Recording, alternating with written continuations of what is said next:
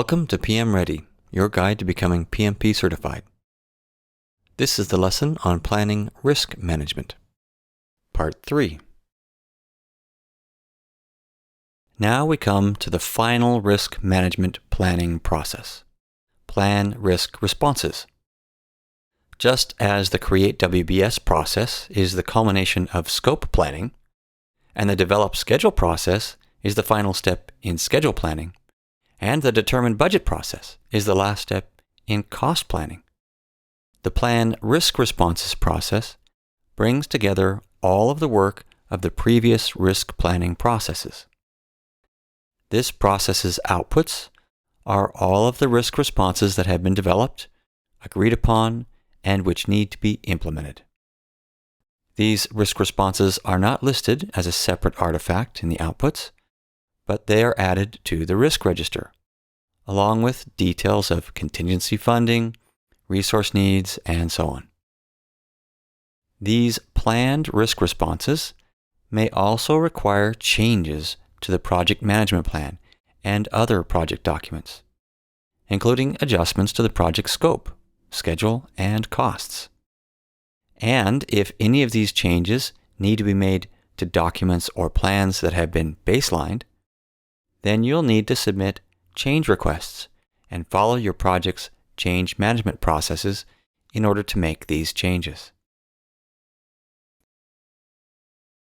As with the other risk management planning processes, the Plan Risk Responses process can be influenced by just about everything you've already planned. So all sorts of project artifacts are listed as inputs. However, the primary inputs are the risk register, which contains all of the information that you've created from the previous risk management planning processes, including a prioritized list of risks from the Perform Qualitative Risk Analysis process. The whole point of prioritizing your list of identified risks is to know which ones need risk responses. The risk management plan is another important input because it defines how you will plan your risk responses. The risk report includes an assessment of the current overall project risk, which will guide you in developing your risk responses, because you'll want to have risk responses that bring your overall project risk down to the desired level. The risk report may also include some analysis of the risks by categories, which can inform your risk response planning. In addition to these primary inputs, numerous other components of the project management plan and project documents provide useful information for risk response planning, including resource information from the resource management plan, resource calendars, and project team assignments, the project schedule with which you'll need to coordinate risk response activities, the cost baseline, which has information about contingency funds for risk responses, and the stakeholder register from which you can select risk owners. And of course, some enterprise environmental factors and organizational process assets.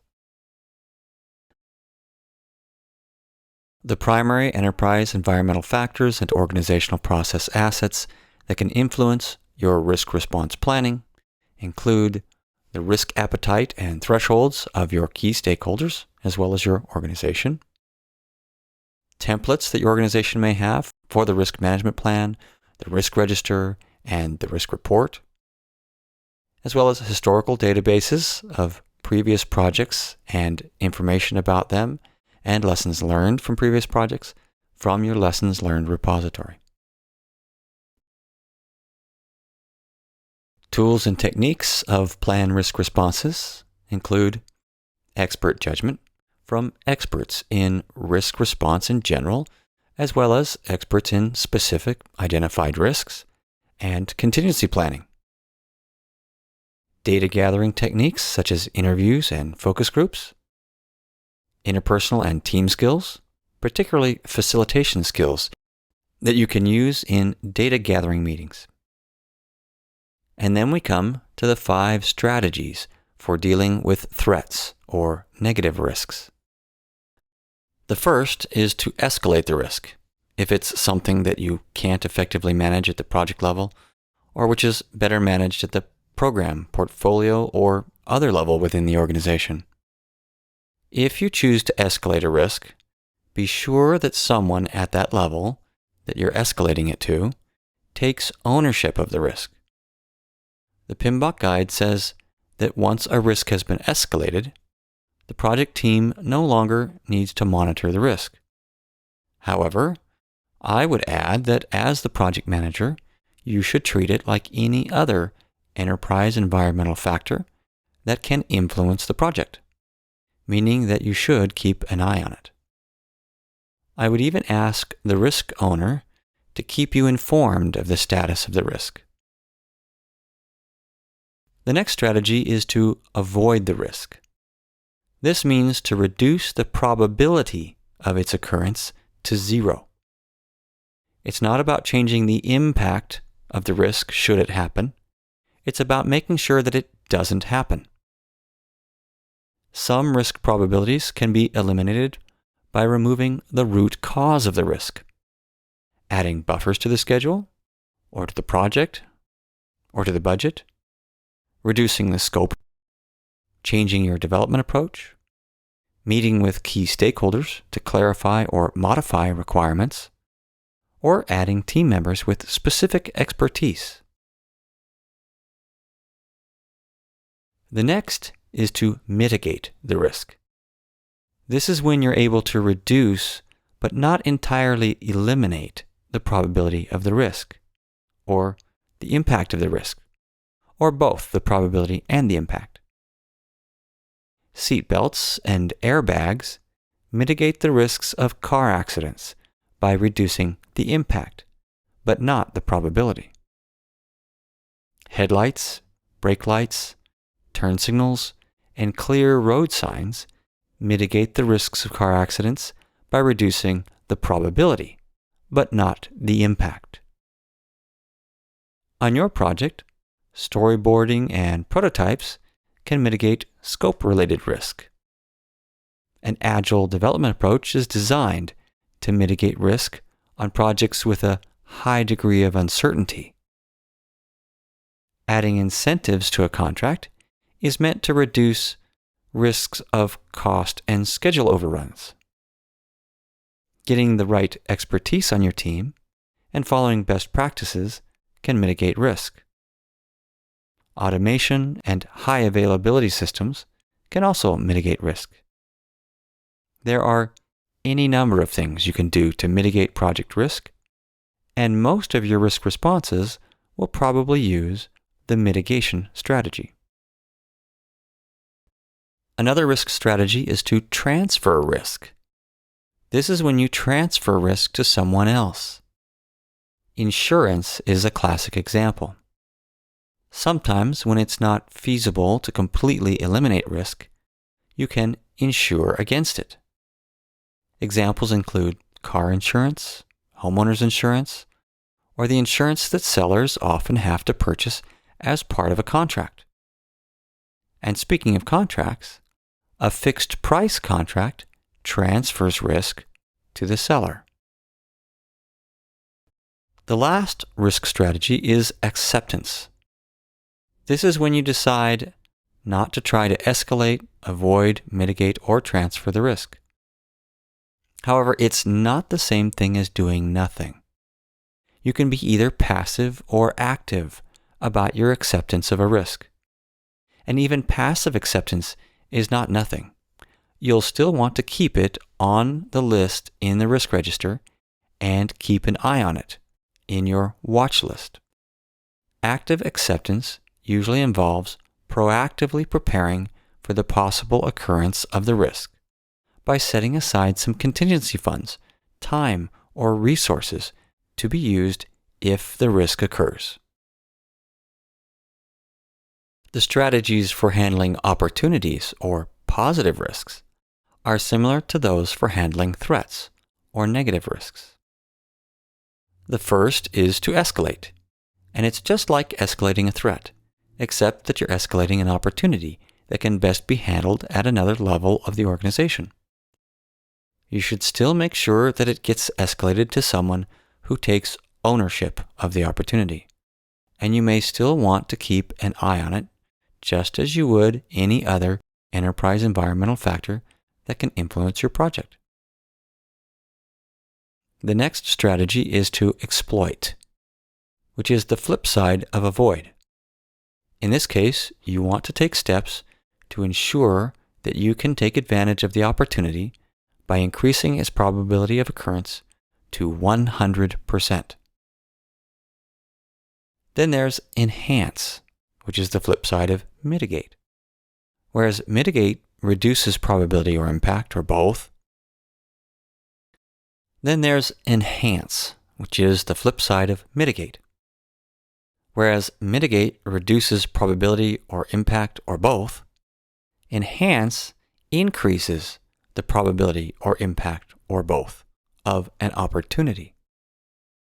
If you're a seller and you're under a contract that includes an incentive, then you could enhance the opportunity of getting a bonus for delivering early by fast-tracking or crashing the schedule. The next strategy is share, the cousin of transfer. In this case, rather than shifting a risk to someone else, you decide to share the benefits of the opportunity with someone else in order to increase the probability or impact of the opportunity. Partnerships and joint ventures are examples of the strategy to share an opportunity. Finally, we have the strategy to accept the opportunity.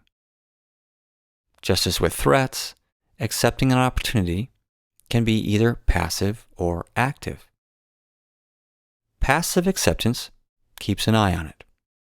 Active acceptance allocates contingency funds, time, or resources to be ready to take advantage of the opportunity if it happens. Let me introduce some key terms and concepts that you should factor into your risk responses. Secondary risks are not risks that are merely less important.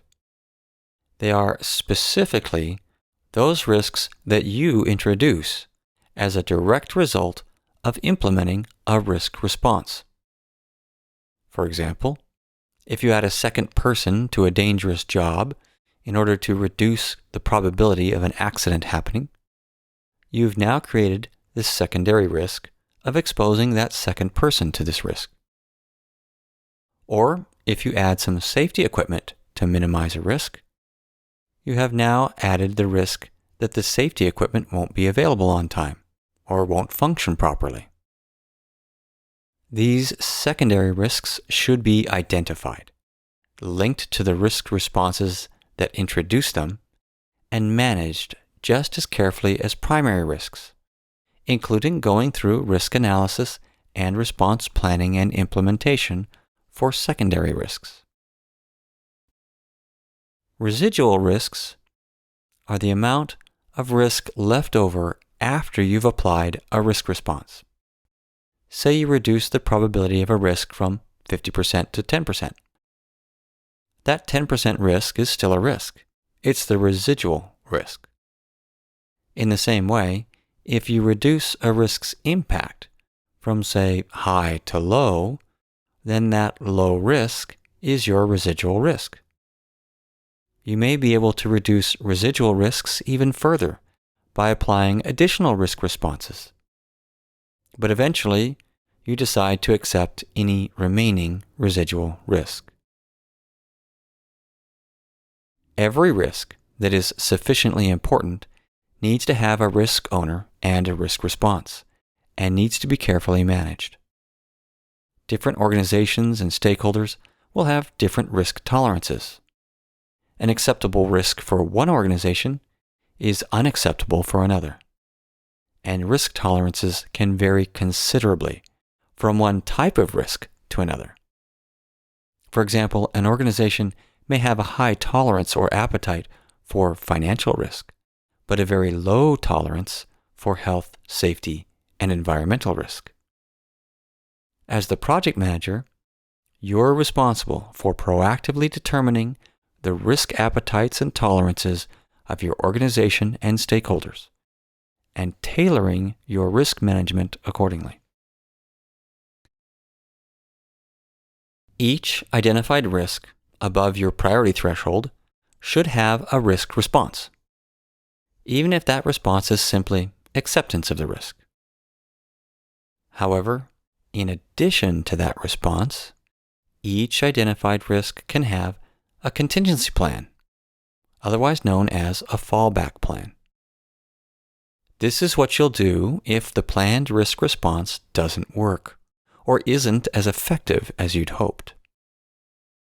Each contingency plan needs to have identified triggering events that you're watching for that will trigger the implementation of the contingency plan.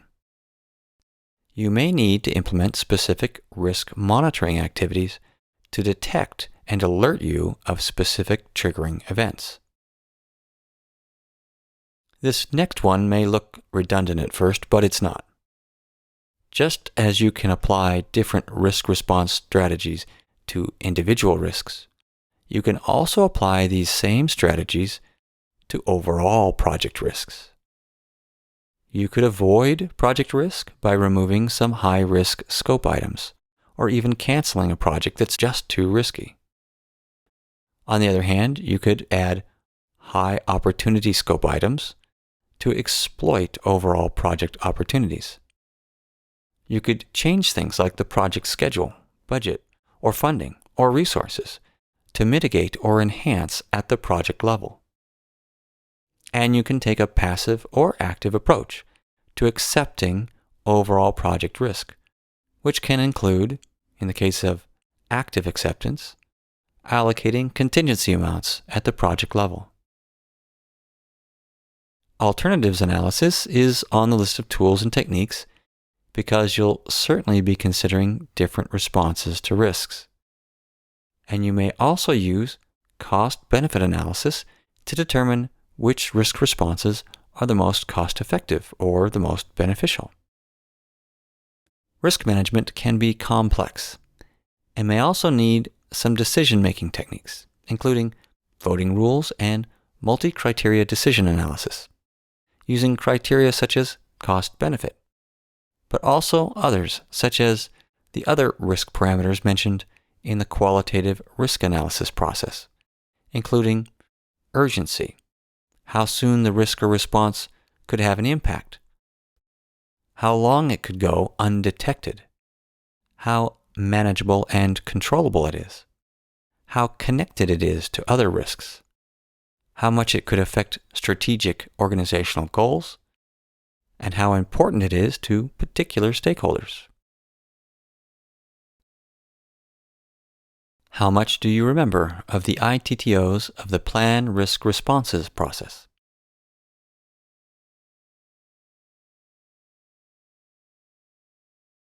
The primary output of this process is a set of risk responses, but these are incorporated into any number of components of the project management plan or other project documents. And if anything needs to be changed which has been baselined, then you'll need to submit change requests and follow your change management processes.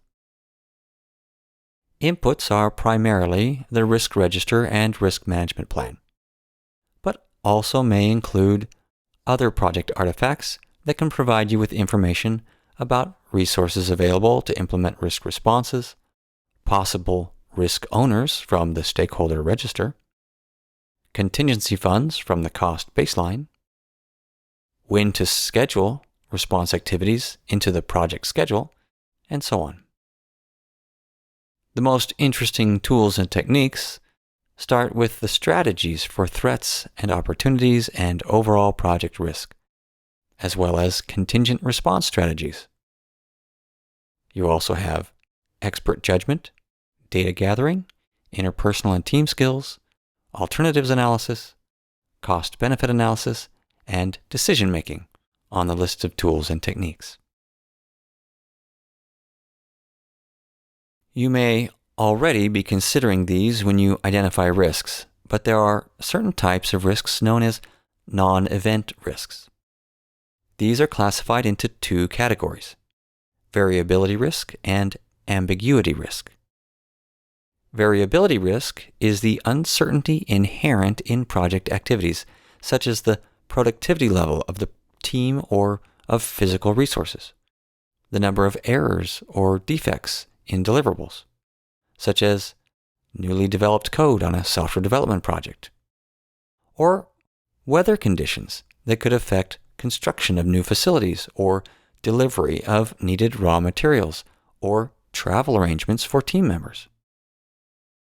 As with other types of risks that have ranges of uncertainty, these can be analyzed using Monte Carlo analysis to see how they affect the overall project objectives, such as cost and schedule.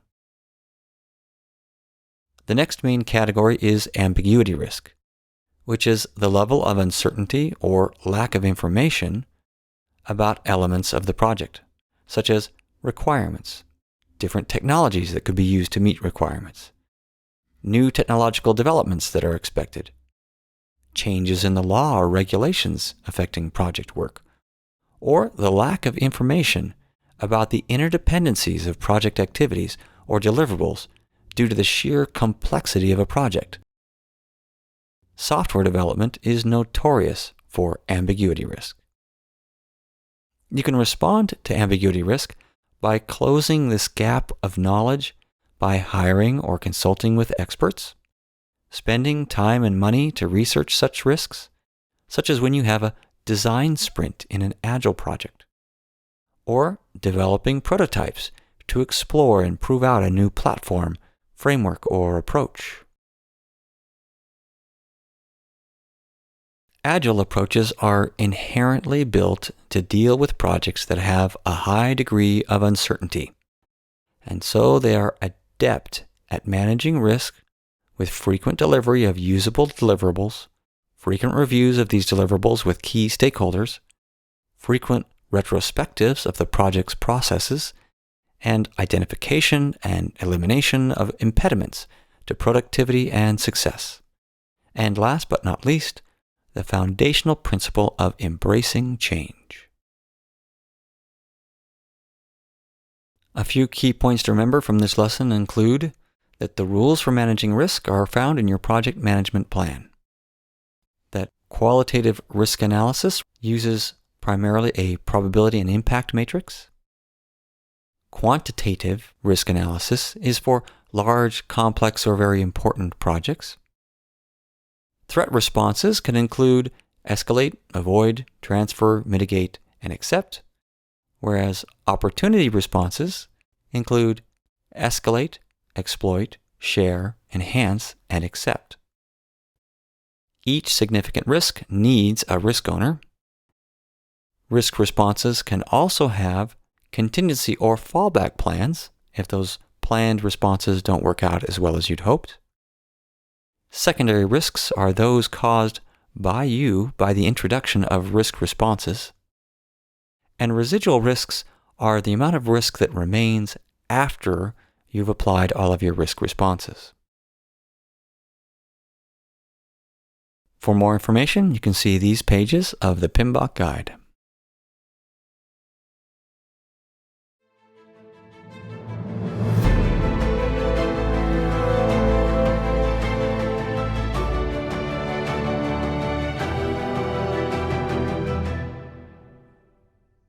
PM Ready is a publication of PM Guaranteed and is based on the Project Management Institute's PMBOK guide.